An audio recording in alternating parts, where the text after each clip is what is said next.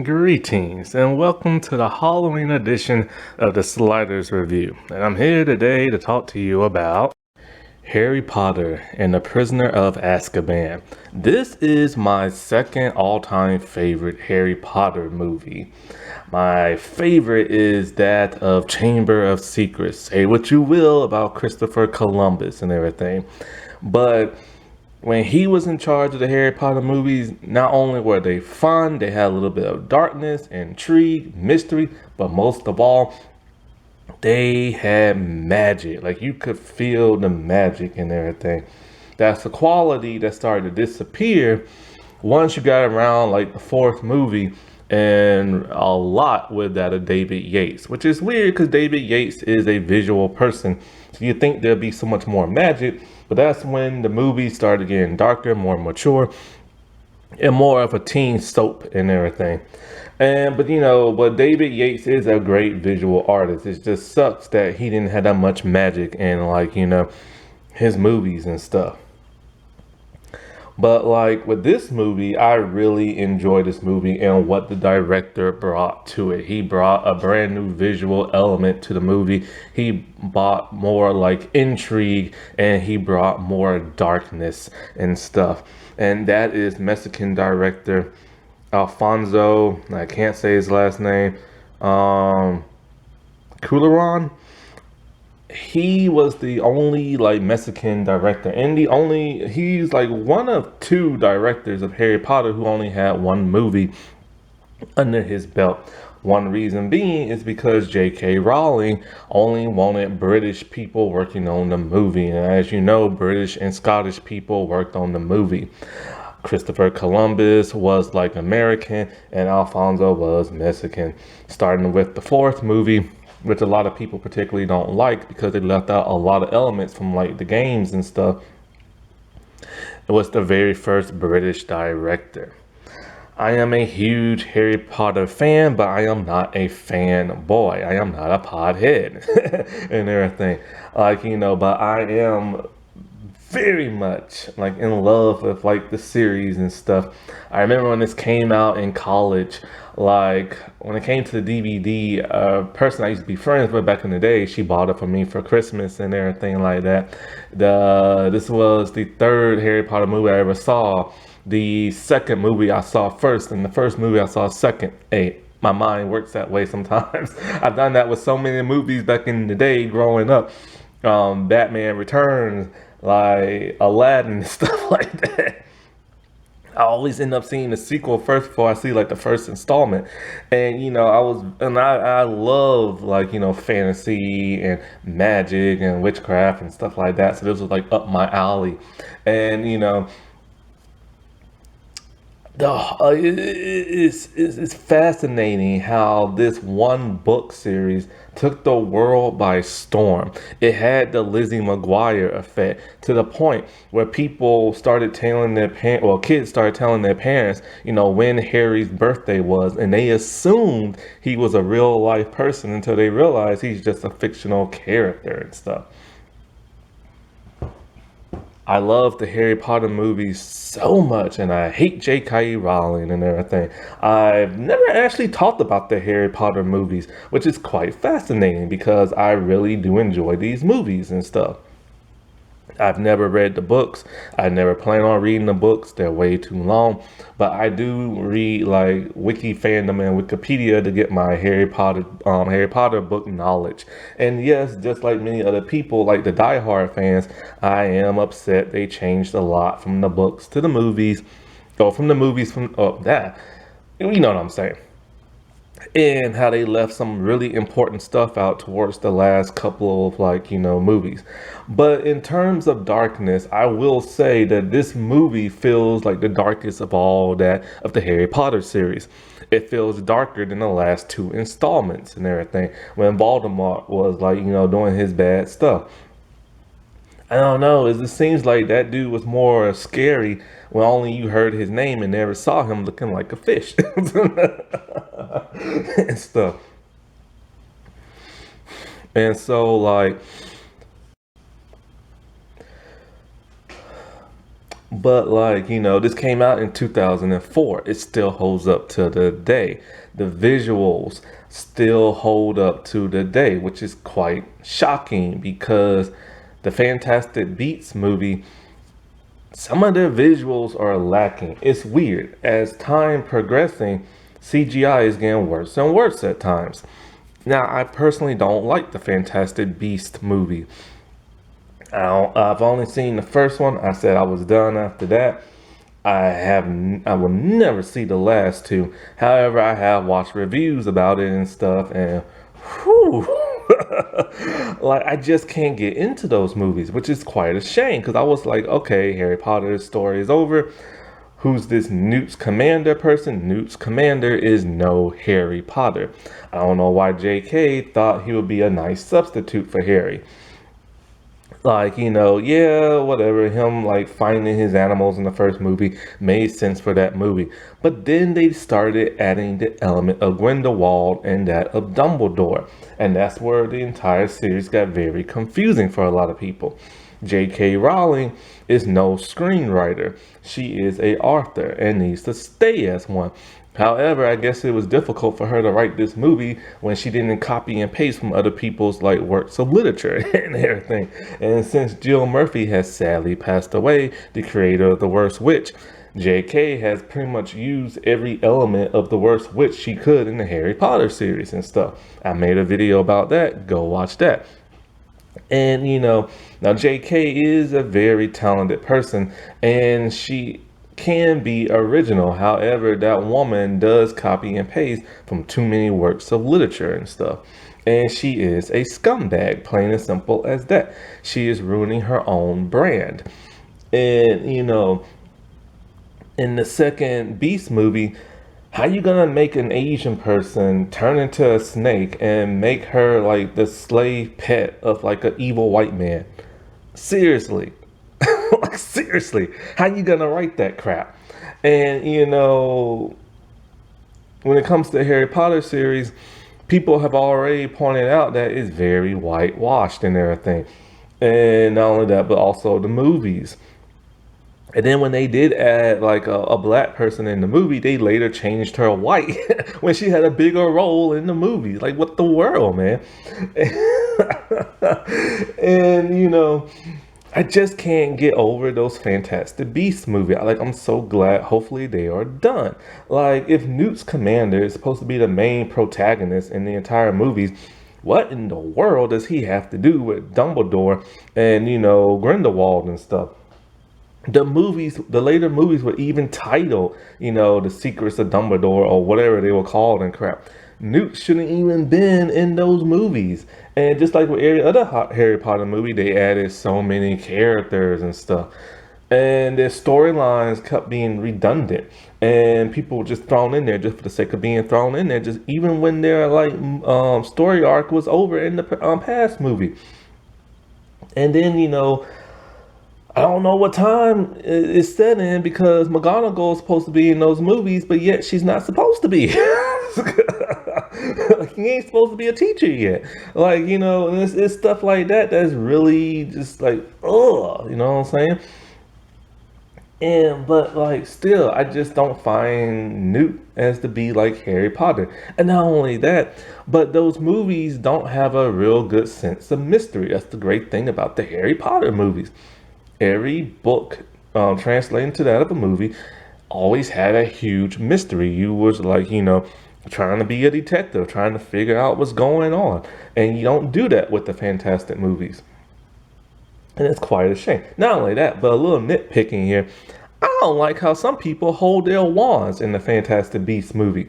Like Johnny Depp and Ezra Miller. Okay, I get it. Y'all are the villains and stuff. But why are y'all holding y'all wands that way? Now, in the Harry Potter movies, and even in the books, you have to hold your wand a certain way. You have to say the ink, and you have to like flick it and swish it a certain way just for like a certain spell to happen. Because the first two movies, people notice that people just hold their wand still and magic just comes out of there, and nobody liked that. There's a certain, it's almost like choreography, like a ballet, a dance you have to do with your wand. And I get they're trying to be like, what's his name, Ray Fiennes or whatever his name is, the dude who played Voldemort, because he held it in a certain way, but he still held it in a way you can still use it like a regular wand. But like Johnny is using his wand as like a music composer and everything. Like what do people call like you be in the you're like in the band or orchestra and like it's the person with the tux on and they had like a little stick in their hand. They're just swishing it around. He's doing it like that. Like you don't use your wand like that. And Ezra Miller, what the world, holding it like a knife, trying to stab somebody, and you know, and the wand is upside down. That's not how you use a wand. And I just think they're trying to take too many creative liberties with it and not really trying to stick to what Harry Potter created and stuff. And you know, because I remember in the fifth movie when Natalie Tena was introduced, like on the DVD, the special features, she had to go to wand training, like wand choreography and everything, because you have to hold it a certain way. This is something they created for the Harry Potter movie so it can look more visually appealing. Holding it like a knife and upside down is not, it is visually appealing, but it don't make no sense. But enough of those movies, back to this movie. Now, one thing I like about Alfonso is that he changed the nature of the wand. Everybody now has their individual wand. At first, I didn't quite notice it because, you know, Harry always had that giant, like, brown wand and everything. And now it's a lot more thinner and a little bit more like, kind of like, or it kind of looks more like a tree towards, like, you know, the handle of it. I like the individual wands. Who doesn't love collecting the Harry Potter wands? I know I do. And, you know, 'cause I remember the first person to have like a completely different looking wand was really that of Lucius in the second movie with the snake wand. And I really appreciate Alfonso for like, you know, changing up the wands. Not only that, but when you use it now, every time you say a spell, it glows and it's like a whistling noise. I love the whistling noise effect. It just makes it feel more magical. But sadly, that quality left within the fourth movie. And you know, some other changes that Alfonso made was that moving the weeping willow tree and Hagrid's hut and stuff like that, which did make it kind of confusing because it's kind of like, well, that's not supposed to be in that position. And you know, he added that clock tower thing, which I love the look of the clock tower, but it angered a lot of fans. They're like, well, that's not in the books, but it did look visually like stunning, you have to admit. And I remember when I saw the DVD for this, Alfonso, great director as he is, he gave the kids homework. He wanted them to write an essay about how their character is and how they're progressing, the way you want the character to go. Why would you do that? They're kids in the movie want to have fun. Rupert did not do it.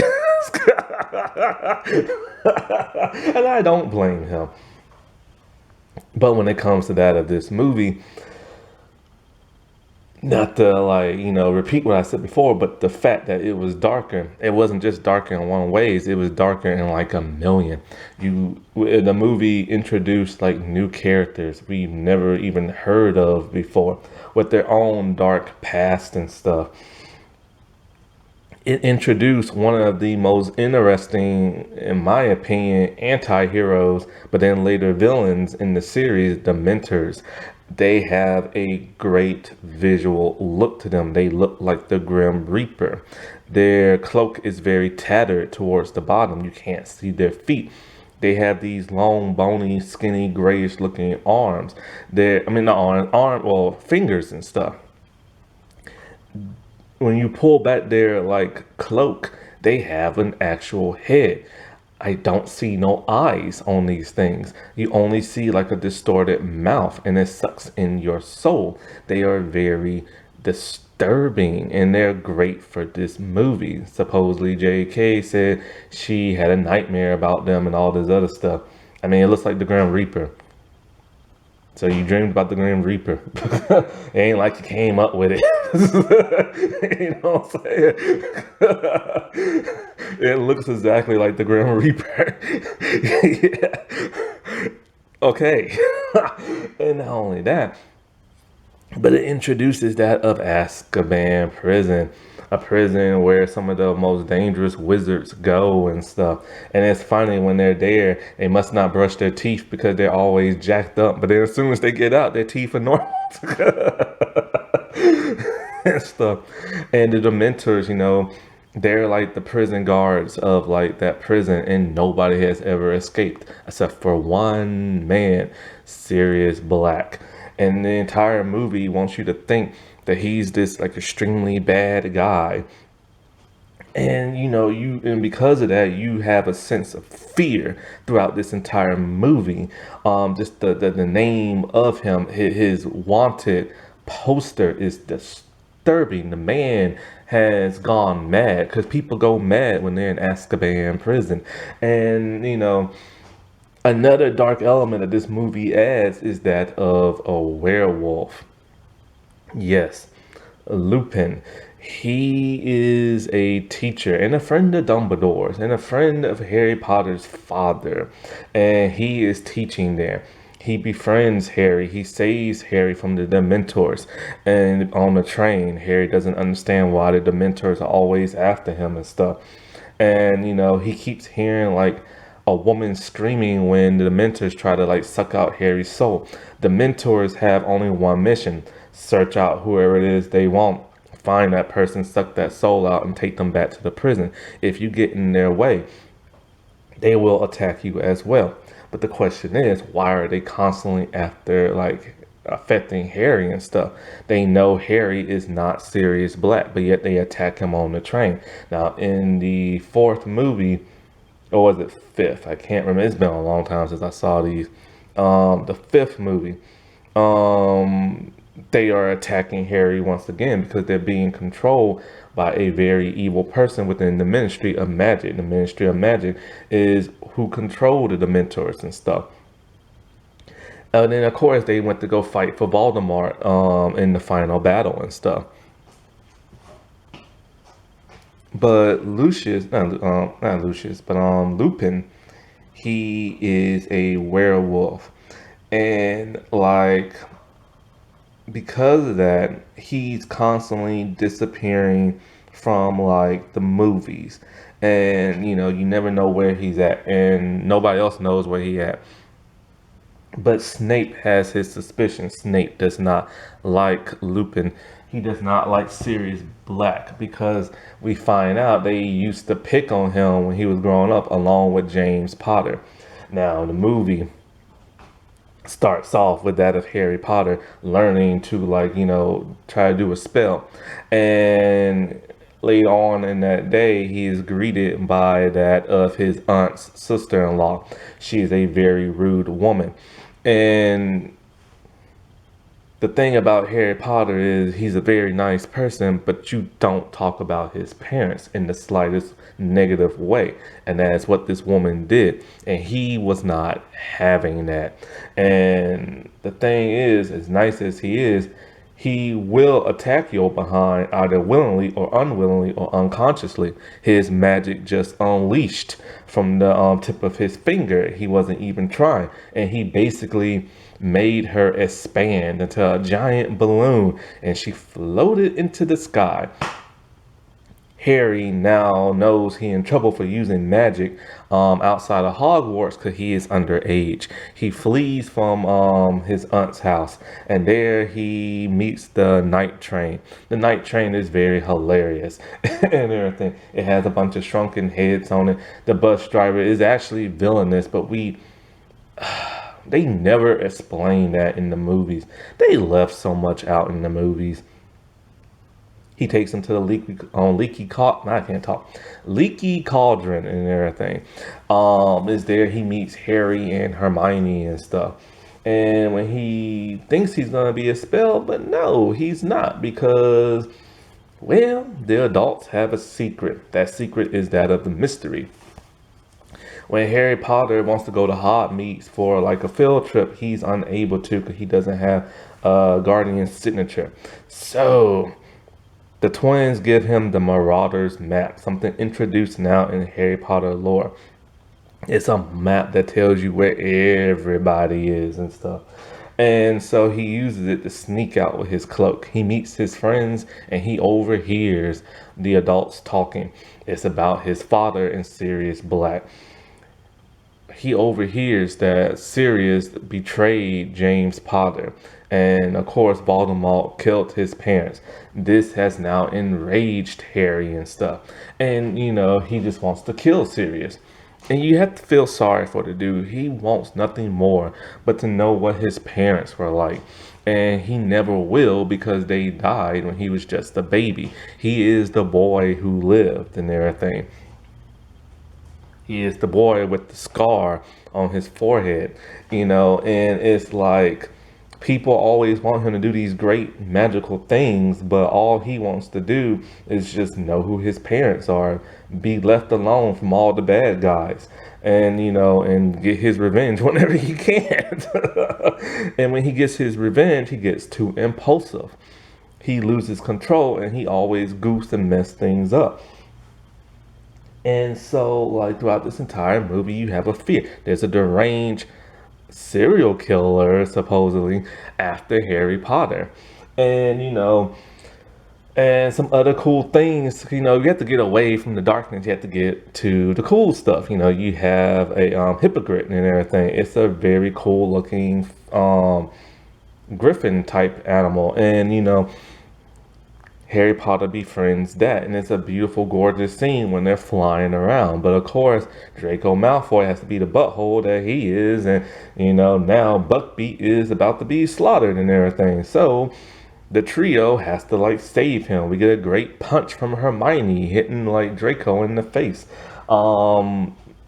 Hermione is starting to like look more feminine and elegant. Like in like the first two movies, she had frizzy, bushy hair. Emma Watson is now becoming the person we know her to be with this very gorgeous, like looking hair and stuff. And as the movies progress, we start to see more and more of a lady look towards her and stuff. Um, Ron is still his goofy little self, and he has his little rat scabbards and everything. And so as the trio are doing their thing like they always are, Oh, I forgot to mention we got a Boggett in this episode, this movie. This is a really cool feature. Nobody knows what it looks like and everything, 'cause it takes on your greatest fear. And the Dementors is great. Harry's new greatest fear. And so Lupin tries to help him like defeat that of a Dementor, or so it won't necessarily affect him. He shows him the Patronus charm and everything, and it's one of the greatest visuals of all, especially as it expands in other movies and stuff. And so as the trio are doing their thing, and there's a wolf-looking dog that shows up, and it's an animagus, and it grabs Ron and takes him into like the I forget where it takes him. I think it takes him into like the Weeping Willow Tree. That's a hard thing to say. I feel like I'm getting tongue tied. And so we get a great visual of the tree attacking Harry and Hermione and stuff. They go into like the inside of the tree, and it's like a hidden compartment, like a burrow and stuff. And we hear a man talking, and it is Sirius Black. He is an animagus of all things. This also gives more great fear as you're watching, because he could just rip them apart if he wanted to. But then Lupin shows up, and you assume at first he turned sides because those two were buddies and everything. And Hermione's all like, "Ha, I knew about you. You're a werewolf and everything." And so you're really starting to think, okay, a werewolf, an animagus wolf, they're gonna kill these kids and everything. Like, what the world's going on? The tension is building, it's rising. And then Snape comes in to save the day. But he's so arrogant, he just wants to take both those guys out. And then Harry, of all people, takes Snape out, because Harry wants to know the truth of what Lupin and Sirius were rambling on about. It's about Peter Pettigrew, Graham, or Groom, Peter Pettigrew. And because Harry overheard him earlier in the movie, and he's supposed to be dead because they betrayed him. But no, they said it was Peter that betrayed James Potter and everything, and they can prove it. And next thing you know, boom, the biggest shocker of them all. Like Ron's rat is an actual human, a wizard, and everything. And he's the one who got scared, betrayed them to Voldemort, and started becoming a death dealer and stuff. A death eater, what do you call them people? Um, and so it's like insanely crazy. It's like all these twists and turns and mystery, and people couldn't figure out, like myself, because I never read the books. And then people who read the book couldn't wait for this moment to happen. And so they decided they're gonna let the Dementors have them. Well, Harry decides. And then all the fun starts. A full moon is upon us, and Lupin transforms. The werewolf looks kind of weird. It doesn't look like your typical werewolf, but it's nice for a fantasy movie, a kid's fantasy movie. And craziness just gonna happen left and right. He tries to attack the kids. Sirius turns into a wolf and attacks him. It's not much of a battle. It happens very quickly, and then I think Buckbeak shows up and like saves the day, I believe. And so Lupin runs away, and here comes the Dementors and everything, and they're looking to suck out the soul of Sirius. Harry tries to intervene and they get Harry. But as Harry's about to pass out, he sees a figure, a stag. And then next thing you know, he goes to sleep. When he awakens, Hermione tells him all the good stuff that happened when he was asleep. Somebody fought the Dementors. Sirius is about to have his soul sucked out. And yeah. Oh no, wait. Buckbeak didn't save them. My bad. That comes later. Hermione just howls like a wolf, and it makes him go someplace else. And then something else happens. I forget what, but he pretty much goes away. Anyway,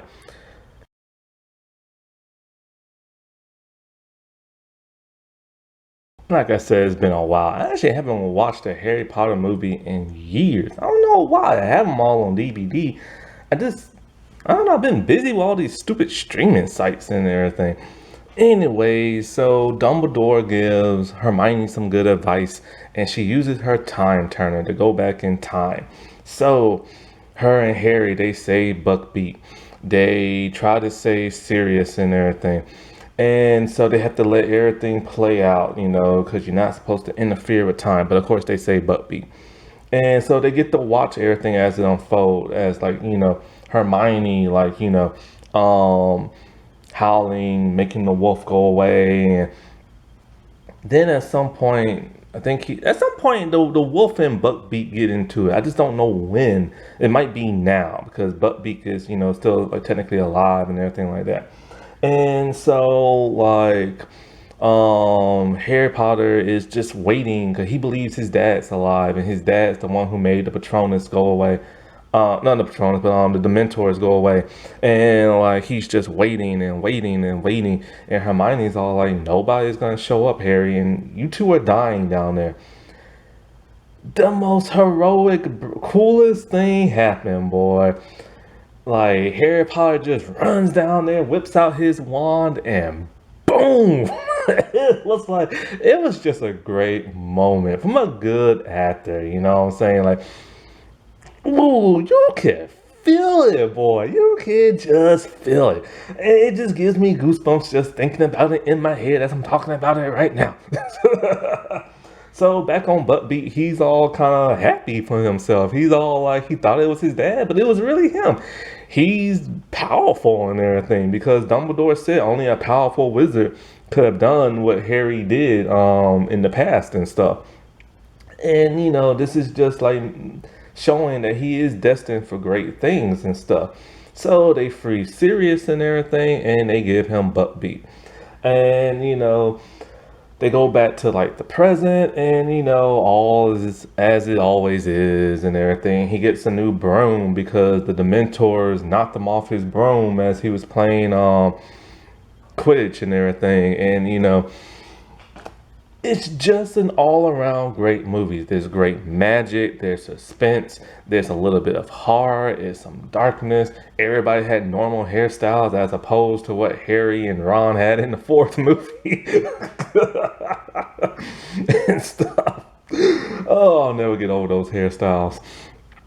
And it was just all around a very pleasant, like great experience when you're watching this movie.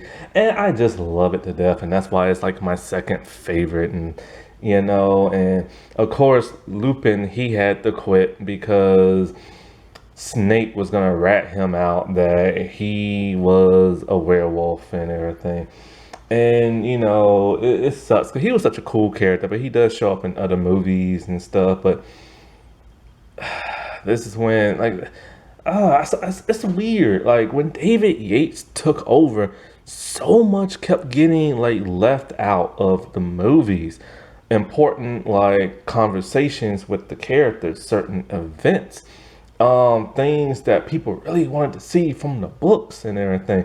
And it just turned into that of a teen drama with the crazy man who looks like a fish who just wants to kill a little boy. And it's just like that's really what the last couple of movies turned into and stuff. And it sucks, man, because it's just like the story was engaging for Voldemort's back and he wants to kill Harry, but it lost its imagination, I felt. That wasn't that spooky. All right, well, I shall talk to y'all later. Bye.